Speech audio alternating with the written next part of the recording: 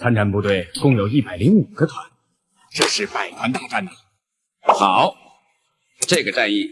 就叫百团大战。随着820总破袭的愈演愈烈，战役的规模也越打越大，从原本设想的22个团发展成了现在的百团大战，并且战果还尤为辉煌，多地的战报都是捷报频频，这是让彭总预想不到的。彭总在向党中央报告第一阶段胜利的战果后，还一面向太原的阎锡山和重庆的老蒋以及国内外的新闻媒体进行报道，彻底打破了八路军游而不击的谣言。连日来，我军以雷霆万钧之势，在纵横5000里的华北战线上点燃了抗日人民战争的燎原烈火。这股火势异常凶猛，一度烧到了日寇华北方面军首脑机关所在的北平城下，平津民众大为振奋。就连彭老总多年后在自己的回忆录中就曾这样总结百团大战的意义：百团大战的胜利对于揭露日军和蒋军的各项欺骗宣传是有利和有利的。这场战役的胜利大大提高了华北人民群众敌后抗日的胜利信心，对日寇当时的诱降政策以及东方慕尼黑阴谋给予很大打击，给蒋管区人民给予很大兴奋。同时，身处北平的多田骏终于意识到，这场破袭战不是什么心理战术，而是八路军一次精心策划、规模空前的战略反击。为了能将华北重新连成一片，多田骏一面向各据点的旅团下达反攻的命令，一面派汉奸来到我军的根据地祈求和谈。日本鬼子让我找肖司令谈判。谈判？不，说请求也行。鬼子太君说，只要贵军解除包围，皇军鬼子愿意出10万大洋。见着汉奸竟用大洋来侮辱自己，肖司令员当即冷笑反问：中国的领土多少钱一寸？中国人的生命多少钱一条？祖国的尊严能当商品出卖吗？不能。对于走狗汉奸，八路军是从来不留情的。若不是让你回去报信儿，我就把你脑袋拧下来。此时，萧克的反应不仅仅是愤怒，更是一种被深度侮辱后的鄙夷。在他心中，抗战是用鲜血和生命进行的卫国战争，是关乎民族存亡的大义，而敌人却妄想用冰冷的金钱来衡量这一切。他的3连问层层递进，充满了力量，既是对汉奸的审判，也是向敌人宣告了中华民族的气节。说完，便命人将汉奸赶了出去，并让他给被围困在县城的日军带话：如不投降，必将全部消灭。但信奉武士道的日军显然不会接受这样的条件。于当天中午，冀察热军区便对平湖县发起了总攻。随着战士们前仆后继地登上城楼，也宣告了此处日军据点被彻底歼灭。彭总也趁此机会召开表彰大会，表扬前线奋战的战士以及后方配合作战的老百姓。同志们，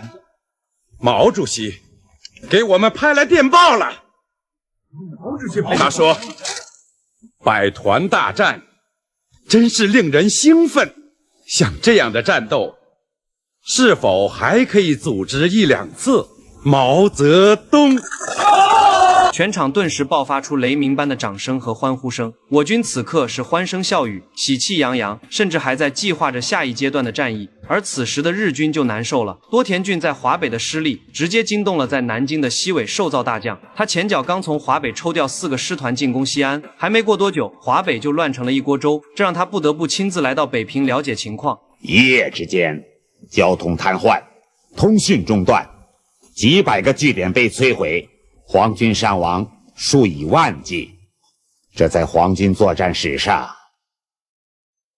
是从未有过的。西尾寿造甚至还拿我八路军这次发动的百团大战的影响力，跟德军征服法国、意大利占领索马里兰相提并论，以此来强调其严重性。这次八路军发动的所谓百团大战，在世界陆战史上也是最大的事情。可是这样大规模的战役竟然被说成是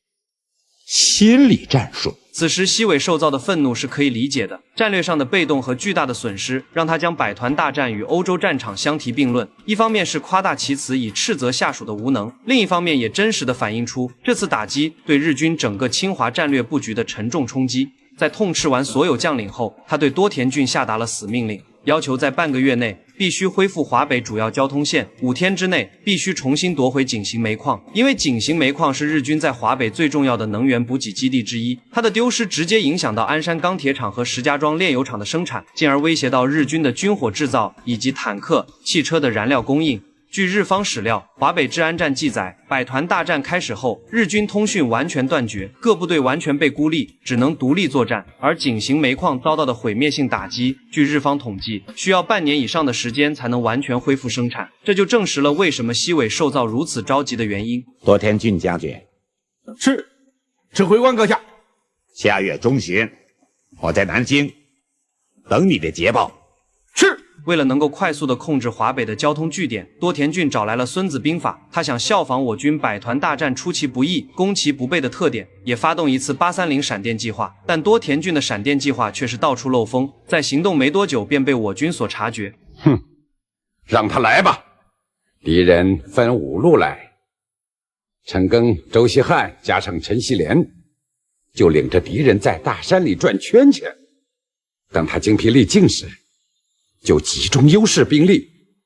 一路一路的吃掉他。好，日军独立混成第4和第9旅团，在飞机的掩护下，配合大量伪军部队，向我129师及中共中央北方局所在地展开了5路围攻。我军在刘邓的直接指挥下，灵活运转，机动作战，而敌人却如盲人瞎马，在重重大山之中处处扑空，飞机找不到攻击目标，盲目轰炸。仅数日，我军便将来势汹汹的5路围攻及多田骏所谓的830闪电计划彻底粉碎，敌寇损兵折将，只能狼狈奔逃。从这也能看出，多田骏学习《孙子兵法》的行为，恰恰说明他不懂兵法的精髓。兵法讲求知己知彼，而他对八路军的群众基础、情报网络和游击战术一无所知。他的闪电计划只是模仿了出其不意的皮毛，却没有攻其不备的根本，注定会失败。抗战胜利后，一位日军参谋在战后曾这样回忆：共产党统治区的居民一起动手支援八路军，连妇女儿童也用竹篓帮忙运送手榴弹。每次战斗，八路军的伤员都会神秘消失，而弹药却源源不断。这段描述生动地揭示了日军闪电计划必然失败的根本原因。他们面对的不是一支孤立的军队，而是陷入了人民战争的汪洋大海。